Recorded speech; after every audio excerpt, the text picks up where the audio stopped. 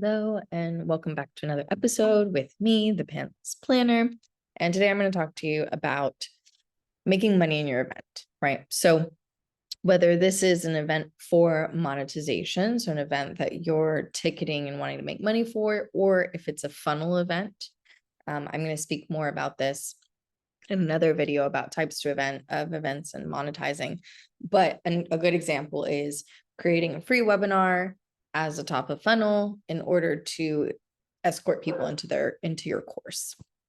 So whether it is a free event that later you are looking to monetize or drive traffic into something else, or an event that you want to monetize, this video is for you.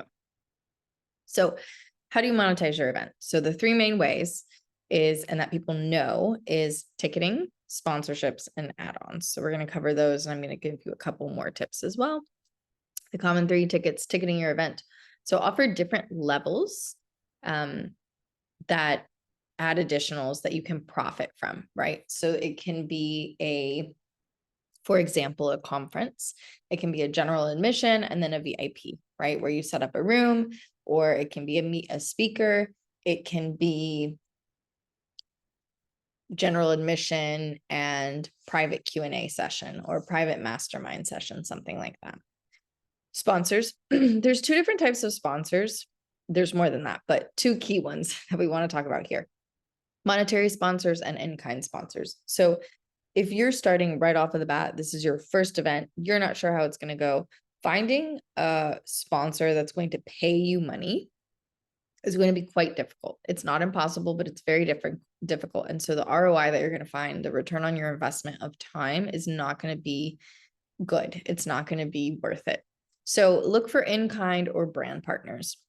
So those are ways to kind of make money in your tickets or selling items that you're getting for free, right? Just make sure that in the contract it's legal, that they allow a resell or something like that.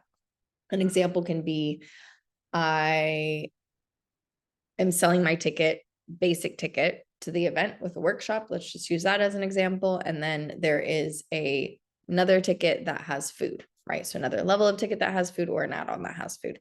And I am getting all of the food sponsored by a catering company, right? So I'm adding more value to the ticket or as an extra, but then I'm making money on that, right? Extras. Now, these are a little different than another one that's going to come up. Extras is add-ons that you'll make money off of. So these are extras that are going to actually cost a little bit of time in putting together. So it can be private sessions. If you're talking about, for example, a yoga retreat, you're already there. You're going to upsell people into a private one-on-one yoga session, or a private meditation, or a private small cohort, or a VIP day, or an additional workshop, or a download, right? So these are things that you have that it might take a little bit more time on your side to put together, but you can add on, and usually they're limited, right? So private sessions in a yoga retreat, if you only have 4 days, it's only you and you have 20 people, you can't service everyone, right? So there's also this exclusivity factor. Additional sources that you can make money is replays.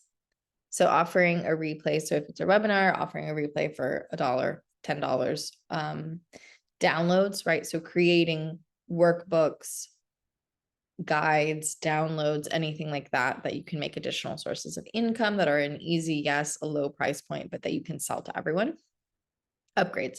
So the difference between upgrades and add-ons or extras is that upgrades are not going to cost you more money, right? So for example, you would think that VIP or special access would cost you more money, but if you're leveraging speakers or presenters and you're just gaining special access, all you need to have is an additional room for them, right? So there's a little bit of a price additional, but not that much more, right? If you already have all of your speakers in a green room, just allowing people to access that, you can make more money on that upgrade without having to put out that much more. Commissions. Commissions are great. As a B2B planner for so many years, this is something that's just naturally woven into the way that we do things. And so you can ask for these as well, especially if you're going to be consistently doing events. And so commissions can be on tours, travels, incentives, food and bar kickbacks, right? So for example, I am hosting a workshop at a restaurant and I get 10% of all of the food sales, right? So that is separate than including the food. They pay for their food, I get a kickback. Bar, I'm hosting an event, a party at a bar, and I can get a percentage of the bar sales. Commissions of tours, for example, I'm hosting a conference in a destination and I'm going to put together a tour package or partner with the tour desk and then get a percentage of every purchase, right? So that's something that's very low effort and can make you quite a bit of money, which is just kind of free money, which is already still, you know, you're hosting your event and then you're making extra. No harm, no foul. Amazing to do. Okay, items to set up. And like these are mistakes to avoid because so many people host an event and then it's one and done, right? So you have this super captive audience. By the way, this will be another video as well. 30%. So the average conversion rate on online digital things is between a 1 and a 3%. Really, you a 1.5 or 2, you're doing really, really well, right? The average conversion rate of an event is 30%, right? So that's 10 times the highest digital conversion rate that you can get. So whether it's a webinar or a live workshop, you have a very captive audience. So not having a clear place to funnel them into is a very, very large mistake, and you're missing out on a lot of money or potential clients. So having follow-up next steps, right? Are you going to lead them to another event? Are you going to lead them to a course? Have a clear funnel of the next steps they need to take to stay engaged with you because they are ready for it. Partnerships and referrals. So let's say we host a workshop. At the end, we send a welcome email, a thank you email, and we can share information about partners. So it was a workshop about how to set up your business. And here, WordPress, for example, or Webflow is one of our partners, and we can have referrals, is a great option for setting up your website, which is the next step to setting up your business, right? So it's beneficial, it's value to them, but then you're getting a kickback or a percentage for that referral or that partnership. And then referrals is make it easy for people to share your event with their community. So if I hosted an event, everyone's raving about it. I want to make it easy so people can share it, so people can send their people to me, right? They can send their friends. So when their friend talks about building a business, hey, by the way, Alexandria had this wonderful workshop. Here it is. I'm going to give them a commission. They're going to share a discount with their friend. It's a win-win all across the board. And then consistency and clarity on purpose.